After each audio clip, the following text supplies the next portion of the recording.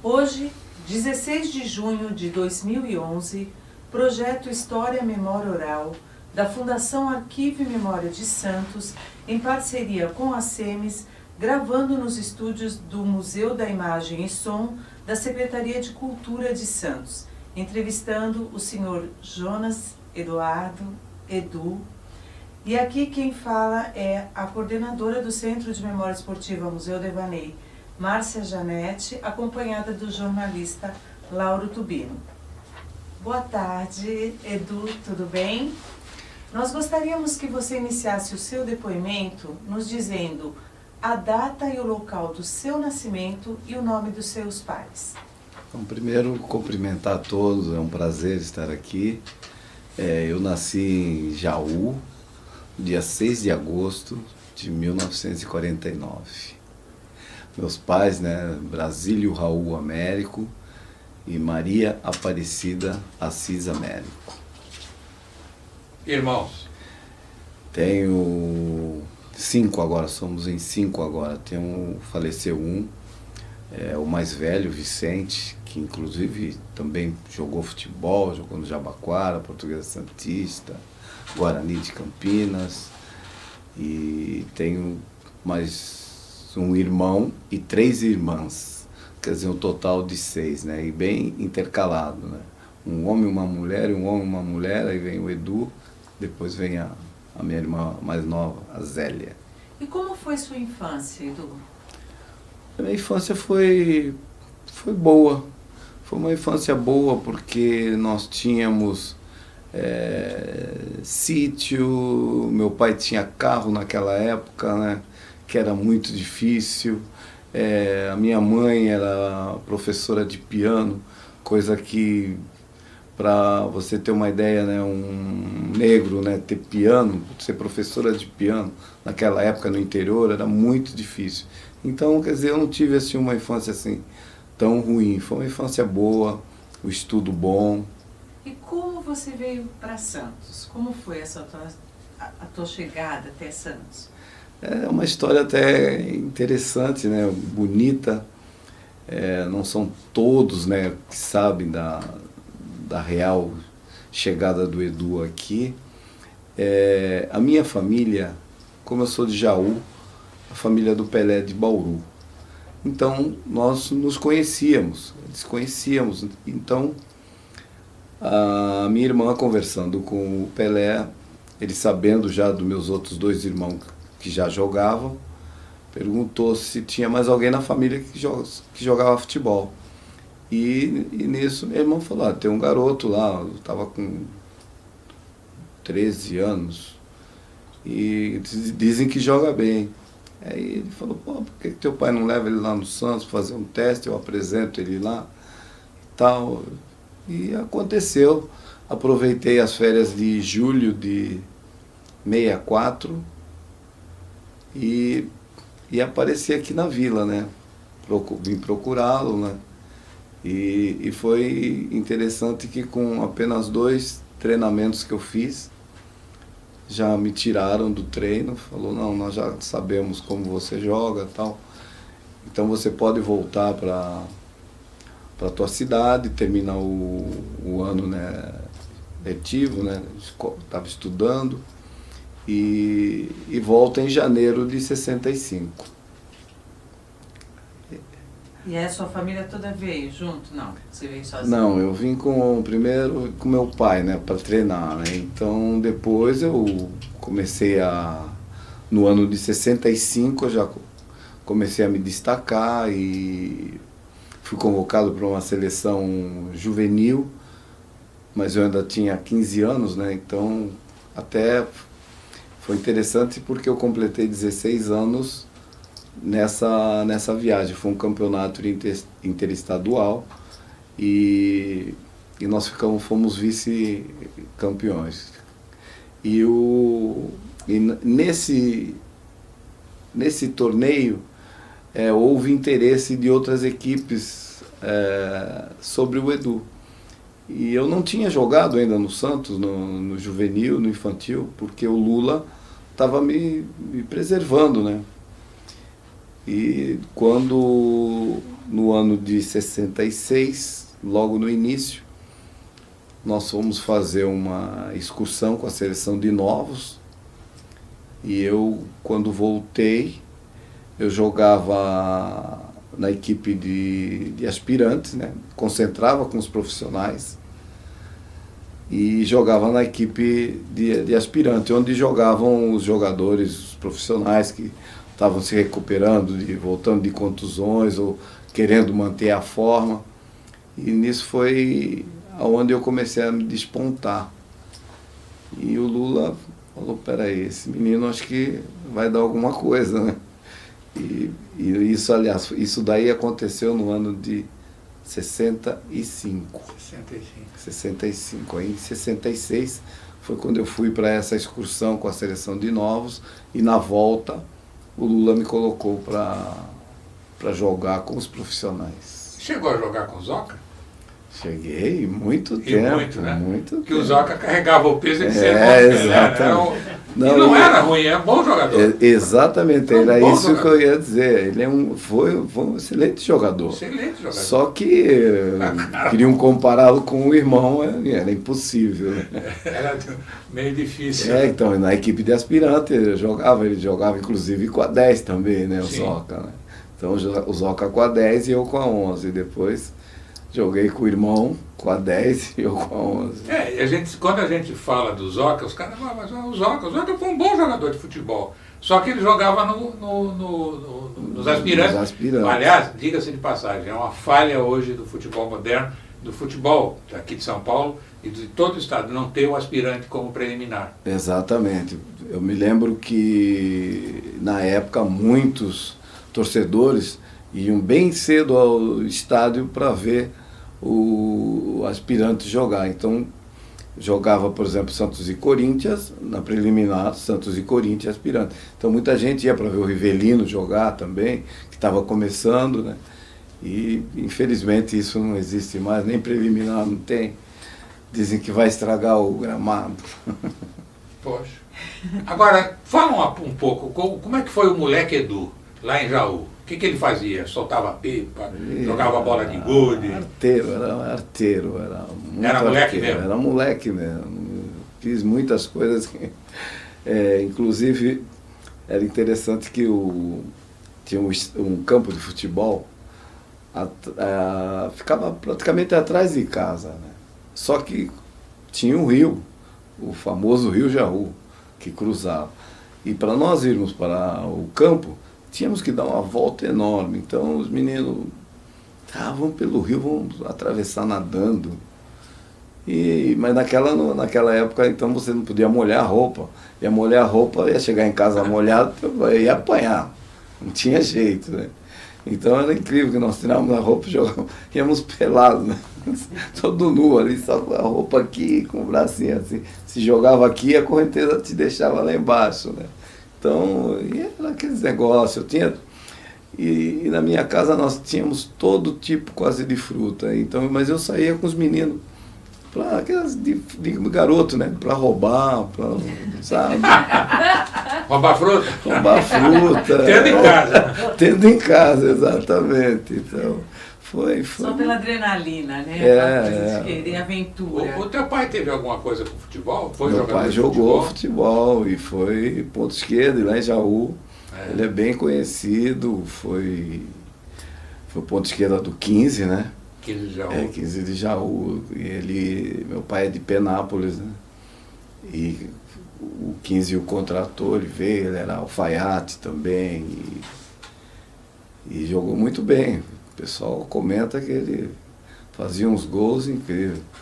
Aí inclusive, ele, infelizmente já falecido, né? Mas eu brincava com ele, dizia assim, mas o senhor não jogou na seleção, então o senhor não é melhor do que eu. Aliás, fala em seleção, ele foi o mais jovem convocado pela seleção brasileira, com 16 anos era da seleção brasileira. Nossa, foi Renan. Então, mais jovem que o Pelé. Não, mas então, essa história que é interessante, porque eu cheguei em 65 e em 66 eu fiz... porque em 66 o Abel, era o titular, estava detonando. E o Pepe achou que não ia jogar mais, né? E se desinteressou, não levava a sério mais os treinamentos e tal. E eu ali querendo subir, né? E o Abel se machucou. Num jogo no Rio. Mas o primeiro jogo do Santos, por isso que eu digo que às vezes o treinador ele tem que ter um pouquinho também de psicologia, né? Eu acho que o Lula tinha isso. Ele me colocou para jogar na ponta direita 15 minutos no final do jogo contra a Portuguesa de Sport, torneio Rio-São Paulo. Nós fomos até campeões. E entrei no lugar do Dorval. E até que fui bem, porque é canhoto, né? Então o que o Messi faz hoje eu já fazia. Jogar aqui pelo lado direito, driblar e bater pro gol. Então aí que eu digo que o treinador foi muito inteligente. Quer dizer, se eu fosse mal, ele tinha um argumento, né? Pô, ele entrou fora da posição dele, ponto esquerdo. Então, continuando aquele assunto da seleção, né? O Pepe entrou e entrou mal. E aí sobrou para mim.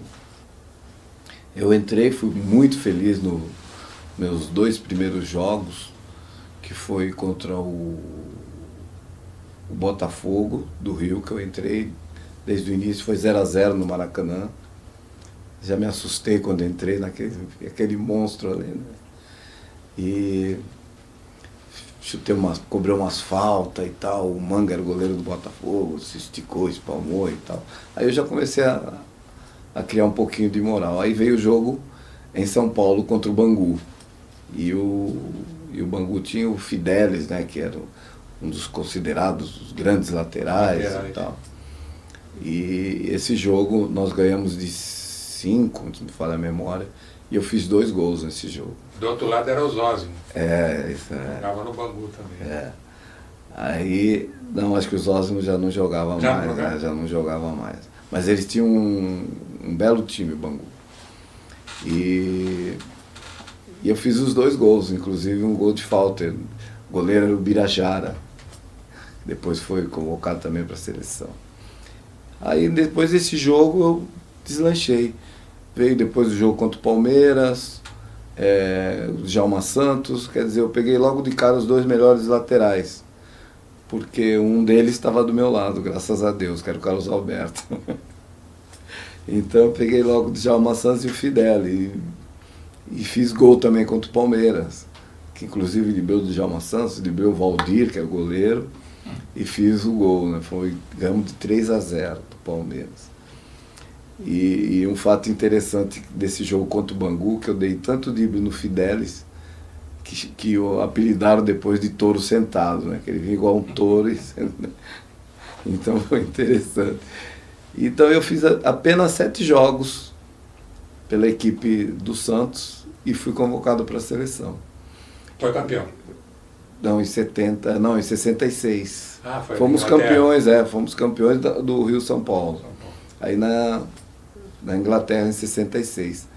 E o interessante é que nós ficávamos, a cada 15 dias havia cortes, né? Sei lá, um mês havia cortes. Convocaram 45 jogadores, então eram 4 em cada posição, e ainda trouxeram para minha posição o Amarildo. E eu falei, sem chance, mas eu vou correr atrás. Não vou perder essa chance. E comecei, foram cortando, e o Edu ali, mano, firme e forte. E era interessante que eles faziam, parecia um auditório, assim, e eles iam dizendo os nomes dos que iriam continuar, né? Um negócio chato, né? Chato, porque de repente o teu companheiro está aqui do teu lado e não é citado o nome dele, chorava, né? Então um negócio bem... E eu garoto, imagina, com 16 anos, menino, né? E de repente anunciavam lá Jair Ventura Filho, que era o Jairzinho. E logo depois Jonas Eduardo, nossa, Sorriso eu engoli até a orelha, né? Mas foi um negócio bonito, gostoso. E acabei indo para a Inglaterra e levaram os 3 pontos de esquerda para a Inglaterra. Foi eu, Edu, Paraná e o Amarildo. Como nós fomos para a Suécia antes, continuar, né, os treinamentos, o Amarildo se machucou. E aí estava na hora já de dar os nomes para fazer as inscrições, né? Então ele ficou fora e o Edu continuou. Infelizmente não joguei. Inclusive 2 jogadores não participaram dessa Copa do Mundo. Estivemos lá, mas não participamos. Foi o Edu e o Zito. O Zito estava machucado, se recuperou, mas depois se machucou novamente. Aí não pôde jogar, já estava inscrito, aí não pôde, infelizmente não jogou. Então houve aquele jogo contra Portugal que trocou todo mundo e infelizmente eu não joguei. A seleção, depois do sucesso de 58, 62, pensou que ia chegar na Inglaterra e ia ganhar de barbada, né? Mas o que atrapalhou não foram os jogadores, o que atrapalhou foi a falta de organização. Organização, com certeza. Porque foi quando mudou para o Rio de Janeiro. Na nossa preparação nós rodamos acho que o Brasil todo. Então uma seleção ia para cá, outra ia para lá, outra para cá, quer dizer, não definia. Não tinha, por exemplo, nós sabíamos que o time titular era o que estava, o Pelé e o Garrincha. Sim. Isso nós sabíamos, né? Mas os outros, nós íamos para Belo Horizonte, outro ia para, sei lá, para Goiânia, entendeu? Então o negócio ficou muito... Quer dizer, quem é que vai acompanhar tudo isso? Ficou um negócio bem complicado. Você citou um nome aí que eu gostaria que você fizesse uma apreciação. Eu vi os 2 jogar, como vi você jogar, como vi outros grandes jogadores. O Garrincha também era um fenômeno. Esse para mim é fora de série. Eu não sei, naquela época eu me perguntava, olha, eu não sei se é ele ou o Negão, um dos 2.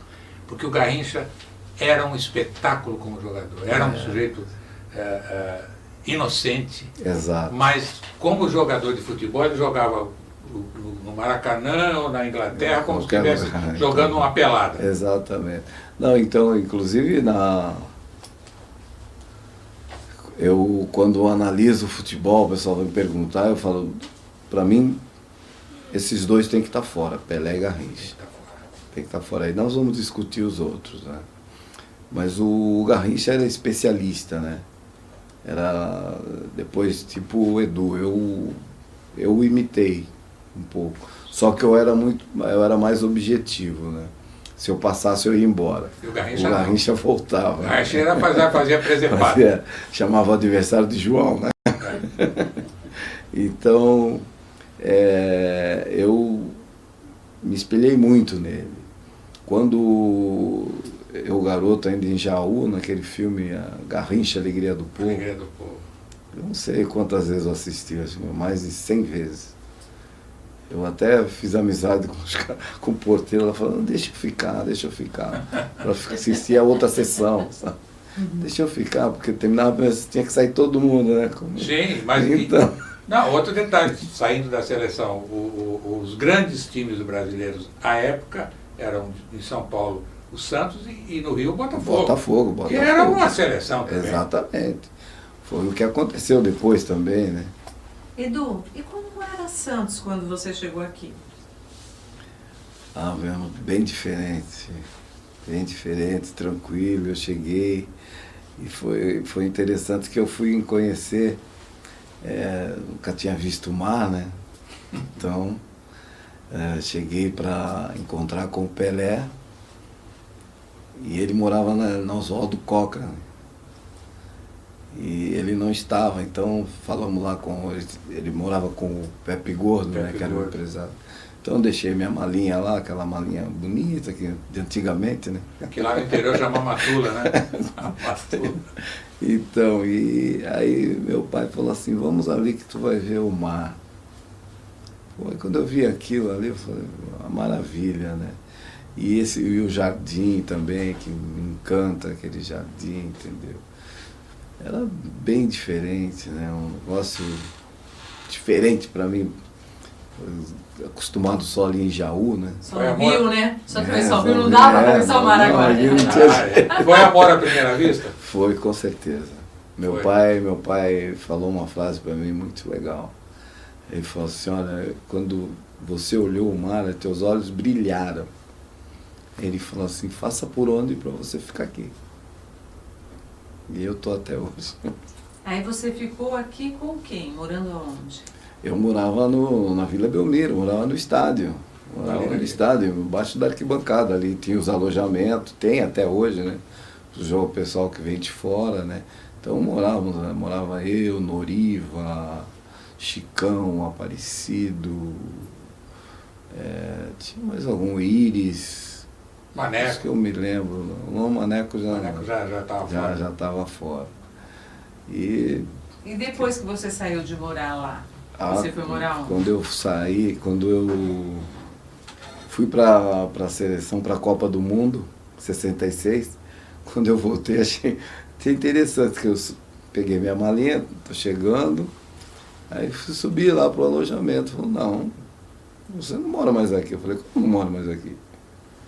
Não, minhas coisas estão tudo aí. Não. Me jogaram para uma pensão. Mas ali, em cima do bar, ao lado ali da vila mesmo. Então, eu já cheguei, já tive que ir para essa pensão. Não, agora você já tem condições de pagar uma pensão, porque eles haviam melhorado um pouquinho meu salário e tal. Agora você já tem condições de pagar uma pensão que dá espaço para outro, né? Assim. Quem era o presidente nessa época? Atier. Esse foi o melhor. Atier, Nicolau Moran, esses para mim foram fantásticos. E onde o Edu se divertia aqui? A juventude dele. O que ele fazia? Isso daí foi uma coisa que eu não tive muito. É o que vai acontecer com os jogadores de hoje, né? Então eu com 16 anos na Copa do Mundo, quando eu cheguei da Copa do Mundo eu não tinha sossego, né? Então eu ia pro cinema, pegava o bonde, andava até a Ana Costa, pegava o bonde, ia nos cinemas ali no Gonzaga, e a praia, né? Que quando não tinha treino nós pegávamos as bolas ali da vila lá e ia brincar na praia. Então eu não tive muito assim, não sei o que é adolescência, assim, eu não tive. Bailinho, carnaval, isso? Não, bailinho assim depois do jogo, né? Terminava o jogo, ia no bailinho, olhava, eu também nunca fui, quer dizer, um pé de valsa, nunca gostei de dançar muito, entendeu? Só ia para ouvir as músicas e curtir, mas não tive muito, porque o Santos também viajava muito naquela época. Nós saíamos do país umas 3 vezes ao ano. Terminava o Campeonato Paulista, ia embora para a Europa. Aproveitava o verão lá, né? O Campeonato Paulista terminava mais ou menos em junho, ia embora para a Europa. Ficávamos quase um mês lá. Tinha que fazer caixa, né? Então, e terminava o campeonato, terminava o Campeonato Brasileiro, viajava novamente. Então, às vezes chegava assim próximo do Natal. Então, quer dizer, não tive assim muita... E deu para continuar os estudos naquela época? Deu. Onde você estudou? Eu estudei no colégio na Vila São Jorge, não vou lembrar o nome ali agora, fugiu o nome. Colégio na Vila São Jorge. E eu lembro que eu ia de bonde para... A linha 1. Linha 1, exatamente. Então, e nós passamos, Zona Noroeste, isso, era longe. Foi o único colégio que conseguiram na época. Todos já, as matrículas todas fechadas e tal, eu ia para lá à noite. E até hoje eu tenho um amigo, um companheiro de classe, que até hoje nós nos encontramos. E eu falei para ele, você mora onde? Eu moro na Vila Belmiro, eu jogo no Santos. Ele falou, mentiroso, né? Joga no Santos. E um dia ele foi lá assistir o jogo, aí viu eu jogando na preliminar, né? Aí no dia seguinte, no colégio, aí já começou, né? Já, Aí já virou fama, já não tinha jeito. não, e logo depois eu já subi, né? Então, quer dizer, mas deu para fazer, estudar legal, foi bom. Mas você não chegou a servir aqui, serviu? Serviu o exército? Servi exército. Serviu, né? Servi O aqui Pelé também serviu. Servi aqui no QG, na Rua Paraná. Ah, Rua Paraná. Rua Paraná e Conselheiro Neves. Né? Com o general, qual era o General... coronel, tinha que era coronel, diretor do Santos? Coronel Erasmo, também era um Tinha o dele, Erasmo. eu tinha o Erasmo, o General Bethlen. Bethlen, Isso. que era o comandante da praça. É, isso. E foi interessante que logo depois da Copa do Mundo, eu servi em 68, né? E quando nós estamos para viajar, a seleção brasileira ia fazer uma excursão para a Europa e eu tinha que pedir permissão, né, para viajar. E eles arrumaram um jogo, o QG, contra o do Guarujá não, da Praia Grande, é o comando, Jacozene. acho que é onde serviu o Pelé lá na Praia Grande. É O coronel Osman. Coronel Osman. Osman. Isso. Aí ele foi diretor do Santos. Foi diretor do Santos. É. Então eu tô preparado para viajar. E falou, não, você tem que jogar e tem que ganhar esse jogo. E o jogo Sem foi pressão, sem pressão. E o jogo na Vila Belmiro. Nossa, o que eu corri aquele dia. Não, senão você não vai viajar. E a viagem ia ser quase 2 meses. Nós viajamos, começamos na Alemanha, e fomos para a Escócia, rodamos toda a Europa toda. E aí ganhamos o jogo, aí eles todos lá em cima nas sociais lá do Santos. Aí tive que subir, né? Me apresentar, soldado 113, Eduardo da Bateria Comando do Quartel-General, pedindo permissão para me ausentar do país. Isso é tudo aqui. Mas foi uma época boa, né? Foi a época que que o time do Santos consolidou sua fama no mundo, né? No mundo, Porque exatamente. Você estava naquela história da África lá ou não? Tava, paramos a Como é que guerra. foi? Onde é que foi aquilo, afinal? Ali, uns dizem que, eu acho que era a guerra do negócio da Biafra lá. Biafra. Eu acho que foi isso. Que o empresário falou, olha, vocês estão aqui em briga, mas vocês não querem ter vão ter a oportunidade de ver o Pelé, vocês não querem, o Santos está por aqui. Tá? Tudo bem, aí tivemos que jogar nos 2 países, né? Bandeira branca e tal. Pá.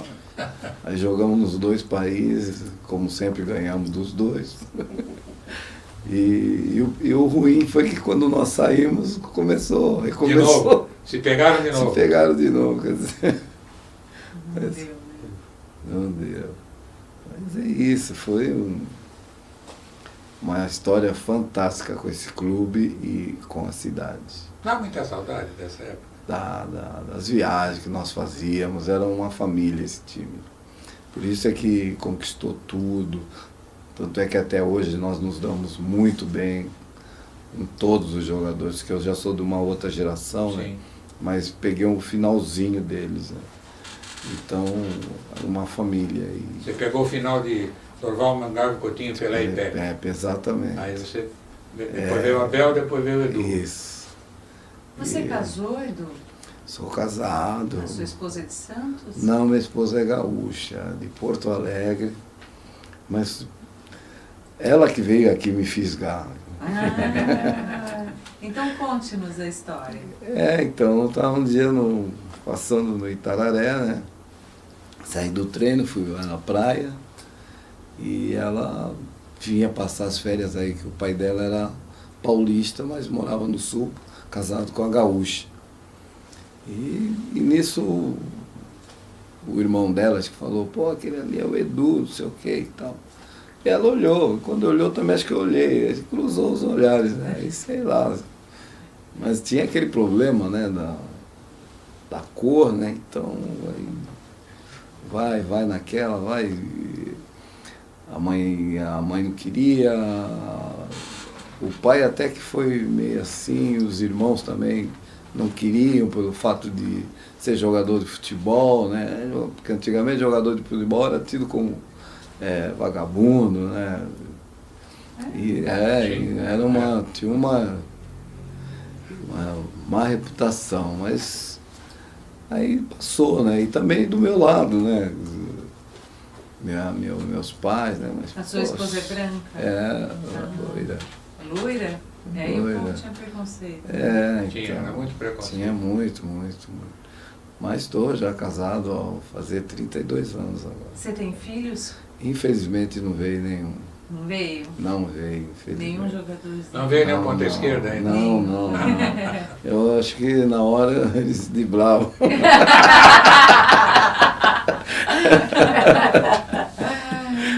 Mas você como jogador de futebol, me diz uma coisa, hoje fala-se tanto do maior jogador do mundo, é o Messi. Merece, realmente merece. Você falou que quando você estreou, o Lula sabiamente, porque todo mundo pensava que o Lula era de jogar a camisa para cima, que aquele monte de craque, né? Cada um pegava a sua camisa. Essa jogada que você falou, que você entrava na diagonal, chutando com a esquerda, é mortal, né? Mortal, não tem como. E você pega o goleiro que ele não sabe. Sabe para onde vai? Sabe para onde vai. E normalmente se você tira a bola assim do goleiro, é gol. Eu tenho visto, o Messi tem feito vários gols assim, e eu fiz muitos gols assim. Só tira do goleiro, não precisa nem força. Chutava com a direita também? Eu aprendi a chutar com a direita, e eu agradeço muito, infelizmente falecido, o Olavo, que foi quando ele veio do Corinthians, então eu treinava muito contra o Olavo. E ele dizia, poxa Edu, você tem uma facilidade de drible para os dois lados, aprende a bater com a direita, que você vai fazer muitos gols, porque ninguém espera. Aí eu comecei a treinar. E saiu. Fiz muitos gols com a perna direita. Olha, o Pepe, quando veio aqui, o Pepe sempre diz nas entrevistas que ele é o principal artilheiro do Santos. Primeiro é um cara que veio não sabe de onde, é de outro mundo.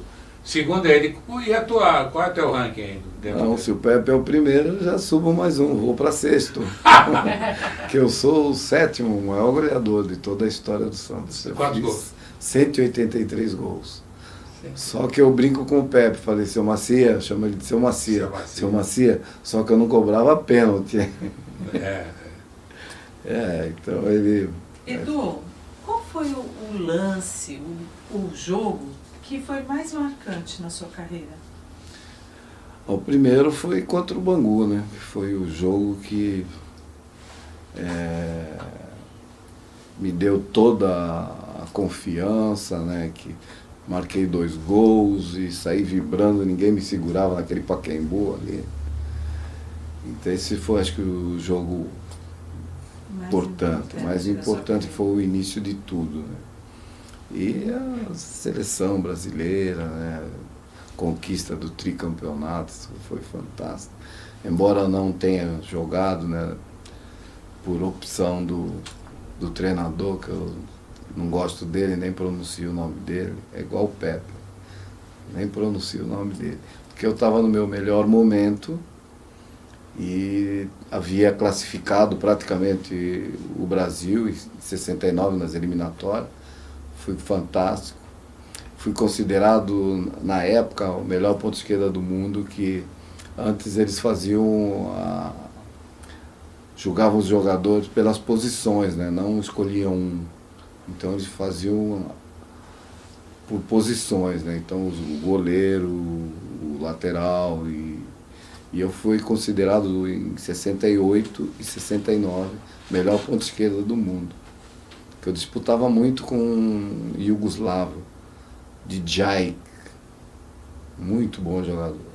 Tinha um espanhol também muito bom, chamado Rento. Rento, esse já não era. Eu acho que foi um pouquinho antes de você. Foi antes. Então, e eu estava no meu melhor momento e, infelizmente, o treinador chegou na época, com a saída do João Saldanha, né? Na época aí entrou esse outro treinador e a primeira coisa que ele fez foi tirar o Edu e o Rivelino também era reserva. Ele colocou o Rivelino, porque o país também tinha uma, não é bronca, né? Mas um pouquinho assim sei lá, não gostava muito dele, do Paulo César Caju, que maravilhoso, jogador maravilhoso, fantástico, muito bom de bola. E então aí o treinador optou pelo Rivelino. Mas foi legal, fomos campeões, somos amigos até hoje, o Rivelino, o Paulo César. E o Rivelino até comenta, eu sou um cara super privilegiado. Eu consegui jogar e deixei o Edu e o Paulo César de fora. Agora tem uma coisa, vamos tira o Edu da parada, tira o Pelé da parada, tira o Garrincha. Qual foi o maior jogador que você jogou, tirando o Pelé, tirando o Garrincha? Qual foi o maior jogador que você jogou, que você viu jogar, que você participou dessa partida? Rivelino. Rivelino. Riva, fantástico, muito bom jogador e a gente se entendia bem, né? Jogando ali na meia esquerda, na ponta esquerda. E ele, inclusive ele lamenta não ter vindo para o Santos, que teve uma época que ele estava para vir para o Santos. Foi para o Fluminense, parece. Mas assim. bem antes disso. Bem antes. Ele estava para vir para o Santos e não veio. Então esse para mim foi o que eu joguei dos melhores. Pro Santos, acabou, né? Não tem para ninguém, né? Não, aí completo. Mas também não ia ser fácil não, porque nós tínhamos um time aí, Nenê, Belarmino, muito bom, da mesma posição, entendeu? Era um time enjoado. Era muito bom, era muito bom. Bom. Gilmar no gol, né? Gilmar, no gol. Depois Cláudio. Exato. O Carlos Alberto foi o maior lateral que você viu jogar? Esse para mim foi. Foi o que eu vi mais. Para mim foi também, sem sombra de dúvida. Inteligente, jogava fácil, via tudo. E quando o Cláudio Coutinho pensava em overlap, ele já fazia. Ele já fez o gol na Copa do Mundo. Foi. Ele já Milton fazia. Santos já tinha feito gol em Copas do Mundo. Em 70 o Carlos Alberto era um lateral moderno. Exatamente. Aqui, não é? Mas muito. Esse foi muito bom jogador, nós nos damos muito bem. Até hoje a gente se fala por telefone.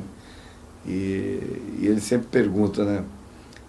Fala pro pessoal, quando alguém quer alguma informação, ele fala, pô, liga pro Edu, que o Edu tem uma memória fantástica. Eu falei, pô, Carlos, fica ligando aí, toda hora os caras estão me ligando. Agora, tem alguém na posição que você jogou? Porque hoje os pontas são mero enfeites, né? Eles não jogam na posição que deveriam jogar. Tem alguém parecido com o teu jogo que a gente possa dizer, não, esse aqui... Canhoto mesmo, acho que é só... Não tem dois que eu gosto de ver, que é o Messi e o da Holanda, o Robin. Robin, que é canhoto, dribla fácil. Só que hoje eles estão jogando invertido hoje. Os treinadores acho que estão fazendo isso. Então o Robin joga pelo lado direito, que é para facilidade de driblar para o meio e bater. Ter feito muitos gols assim que eu tenho visto na Alemanha, que ele joga no Bayern.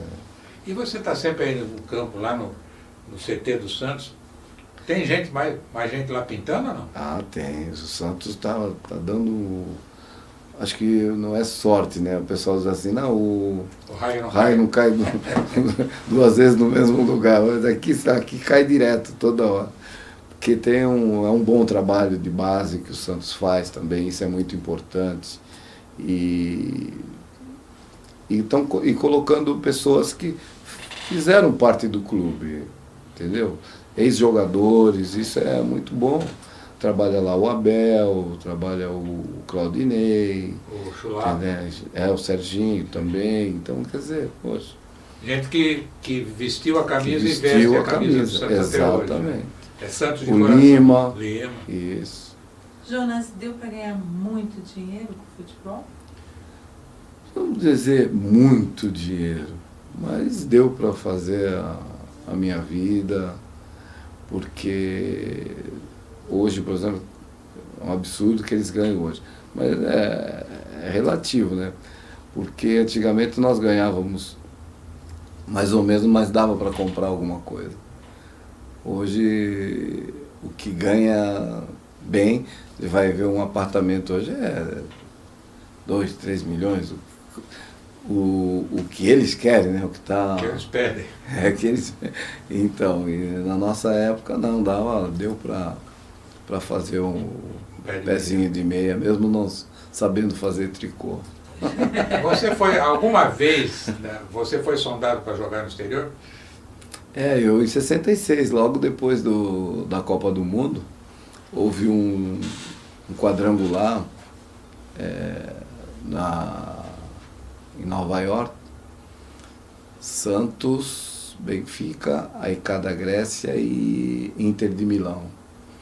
Então o Benfica era a base da seleção portuguesa que havia derrotado o Brasil na Inglaterra em 66. E nós ganhamos de 4-0, fiz 2 gols nesse jogo.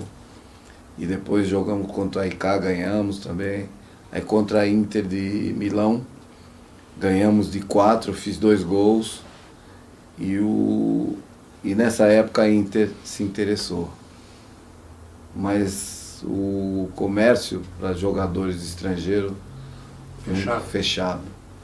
E o Jair da Costa jogava que depois veio jogar até aqui no Santos. Jogava na Inter, ele veio falar comigo, nós dois eles ficaram loucos. E eu ainda pela pouca idade, completei 17 anos nessa viagem, né? Que eu sou de agosto, né? Mas nunca foi aberto esse comércio. Só veio abrir depois, acho que de muito tempo, acho que com o Falcão, acho que foi o primeiro aí. Foi lá para Roma, Roma, né? Exato. Olha. Pergunta? As minhas curiosidades são assim a respeito da cidade de Santos e você e esse relacionamento com a cidade de Santos. Você disse que amou, você já falou que andou de bonde, andava muito de bonde, e estudava lá na Zona Noroeste. E eu fiquei assim imaginando, na época, 60 e pouco, você estudava lá na Zona Noroeste. A Zona Noroeste para mim é tão nova, eu não imaginava que naquela época já tinha essas coisas lá. E como era então a Zona Noroeste onde você estudava naquela época? Ali era... É deserto, né? Deserto. Sem calçada. Não, o canal subia. Subia, quando chovia, não dava para chegar no colégio. Porque tem a avenida ali, Nossa Senhora de Fátima. Nossa Senhora de Fátima. E o colégio é bem Jovino no de fundo. Melo. Bem no fundo aqui o colégio. Então, essa rua aqui, quando chovia... Aquela rua do canal, tinha. você diz? Não era bem a do canal, era uma outra. Mas quando chovia, não dava para chegar. E eu ia de bonde, né? E até onde foram seus estudos? Até onde você chegou? Eu cheguei a me formar em educação física, né? E, quer dizer, aí parei, né? Porque também não tinha tanto tempo, né? Você pensou em ser técnico de futebol? Uma coisa que nunca me chamou a atenção foi ser treinador de futebol. Eu acho que... eu não sei se eu sou um pouco exigente, entendeu? Mas eu vejo umas coisas hoje no futebol, eu fico louco. Assistindo jogos, eu vejo o pessoal treina todos os dias, né? Erra o passe daqui e ali. Eu vou ficar louco. Então, assim como todo mundo que assiste fica, né? Então, mas é interessante isso porque o pessoal que jogou realmente futebol, se destacou mesmo, não tem nenhum como treinador. É difícil. Que hoje tem o Paulo César Carpegiani. Carpegiani, né? Mas o Falcão. Acho que... o próprio Dunga, quando estava na seleção, quando era técnico da seleção. Mas também não era aquele jogador. Não era um jogador, não era um Abrastemp. Né? Não era. Exatamente. Não era um Abrastemp. E agora, o Edu, quando parou de jogar, o que ele foi fazer? Eu trabalhei com escolinha de futebol muitos anos e E hoje eu ainda faço um trabalho, mas assim, fora do país, né? Então eu vou faço clínicas de futebol, que é a escola de futebol, escolinha de futebol. Então eu vou todos os anos, eu vou para os Estados Unidos, né? Fico lá 2 meses. Vou sempre nesse período, né? No verão, que é verão lá, né? E tenho ido muito também para a Europa, faço palestra, escola, palestra, né? Essas coisas. Tudo que envolva o esporte. Assim. E assim, quando você era jovem, antes de conhecer, tá certo que na ocasião, quando você veio para Santos Super, era um bom jogador, ainda não tinha o título de rei, né? Mas era destaque. Já era o rei. Mas tirando o Pelé, como diz o Pepe, né? Ele é extraterrestre, deixa ele para lá. Existia algum jogador que você tinha como ídolo? Então, o Garrincha, né? O Pelé e o Garrincha, meus ídolos, né? E depois passei a admirar, vendo os tapes do Didi, que também para mim foi fantástico, né? Esses eram meus ídolos, então eu tinha esses aí como meu espelho, entendeu? Batendo na bola, e inclusive com o Pepe também, que eu admirava, né? Por garoto lá em Jaú ouvindo, falta, gol do Pepe, não sei o que e tal. E nos treinamentos a gente ficava olhando, ele ensinando a curva, como ele batia na bola e tal. E isso me ajudou muito. O Pepe era uma patada, né? O Pepe era uma patada. E o Didi era um jogador que batia na bola na folha seca. Folha seca. Hoje todo mundo imita o Didi. Acho que o Didi é que lançou essa história aí. Isso aí mesmo. Agora, uma coisa interessante, né? A absoluta maioria, acho que 99% dos jogadores foram forjados no interior. O Edu de Jaú, o Pelé de Três Corações, o Garrincha era lá do Pau Grande. Pau Grande. E o interior é que é o grande celeiro desses jogadores. O próprio Chulapa que falou também. O Serginho também era do interior, que depois veio para Araraquara, veio para São Paulo. E quantos jogadores? Quer dizer, então, hoje, nos grandes centros como Santos, quando você, onde você vê que a várzea acabou, você tem o quê? O futebol de salão. Que é o que está. É o que está. Só que o futsal você tem que jogar até determinado tempo. Porque se você habituar a jogar ali, como é um espaço pequeno, você fica. Então por isso é que o Falcão tentou, o Manuel Tobias tentou, no campo não dá, porque o espaço é maior. Né? Eles estão acostumados àquele espaço menor. Né? E inclusive a respeito do Falcão foi interessante, quando ele estava no São Paulo, ele pegou uma bola, ela estava fora da área, ele levantou e deu a bicicleta, mas fora da área. Não vai fazer o gol ali, é muito difícil, porque ele não tem noção do espaço. Né? Demonstrou. Mas é um baita jogador de futebol. É um show. É o malabarista daquilo. Exatamente. Ali, né? E o Santos está muito bem servido. Né? Tá bem. Acho muito que... bom. Agora é o interior é que revela os grandes jogadores. Se você pegar a seleção brasileira, a maioria veio ou do Sul, ou do Pará, ou do interior de São Paulo. Exatamente. Manuel Maria vem de Santarém. Manuel Maria vem lá de Santarém. Então, e é interessante que todos nós viemos de fora e criamos raízes aqui. Isso é que é interessante, importante. Porque a cidade nos acolheu assim de uma tal forma que eu não me vejo longe daqui de jeito nenhum. Um abraço de povo. Né? Já morei fora, né? Morei em Manaus, morei no México, né? 4 anos, morei em Monterrey, né? Cidade. Morei nos Estados Unidos, quer dizer, mas aqui é o quartel-general aqui. Quando você encerrou a carreira, em que time? Eu encerrei no Nacional de Manaus, em 85.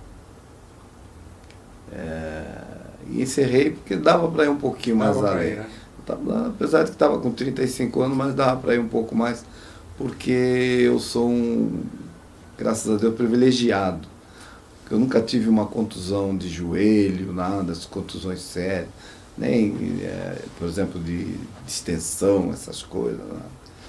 Então dava até para ir um pouco mais. Mas hoje é engraçado, hoje o preparo físico, a prática de futebol te exige um preparo físico estupendo, né? Você tem que malhar bastante. Mas em compensação as fraturas são piores. São piores. E nós fazíamos um tipo de treinamento que hoje você vê, você analisa, nossa, que loucura que nós fazíamos. Hoje eu vejo lá no CT, né, eles dando volta no campo, eles vão assim, bem devagar, e dão umas voltinhas. Pô, e nós tínhamos que dar num ritmo mais forte. E subia aquelas escadas da arquibancada do Santos, para se preparar, imagina, aquele piso duro, aquele impacto toda hora. Né? Hoje você não vê mais, não vê mais nada. Mesmo a bola que vocês jogavam era bola, uniforme, os próprios gramados. E a Vila Belmiro ali era tudo, né? Nós fazíamos tudo ali dentro da Vila Belmiro. Hoje já tem o CT. Sim. Então, alivia. Então, e a Vila Belmiro na época era um barro. Por baixo a areia, quando chovia, a roupa que você usava e mais aquela lama ali do campo, uns 15 quilos. É jogos que você, para tirar a camisa, ficar tão apertada, você tinha que fazer assim, porque o companheiro puxava. Era assim, é? Era assim. Tanto é que a meia tinha um elástico embaixo do joelho, né, para apertar, que às vezes muitos jogos eu tive cãibra, que apertava, né? Não tinha como circular o sangue. E não usava caneleira, né? Não usava. Aí eu comecei a usar a meia arriada, que o Abel é que falou para mim. Edu, joga com a meia arriada, você não vai ter problema. O Abel da batata assim. Da perna, né? Que era grande, o Abel jogava assim. Aí eu comecei a jogar, aí não tive mais problema. Aí também compliquei o Abel, né? Também não jogou mais. Então tem alguma coisa pitoresca que tenha acontecido nesse meio do futebol, dentro do vestiário, alguma coisa que você... Alguma sacanagem que fizeram, uma brincadeira com o outro. No português, não, claro! Falando no bom português.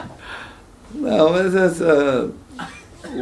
tinha um fato interessante, né, que acho que, não sei se o Pepe falou, sobre o Pelé, né, a concentração dele, que ele chegava, pegava um material dele de jogo, fazia assim como travesseiro e dormia.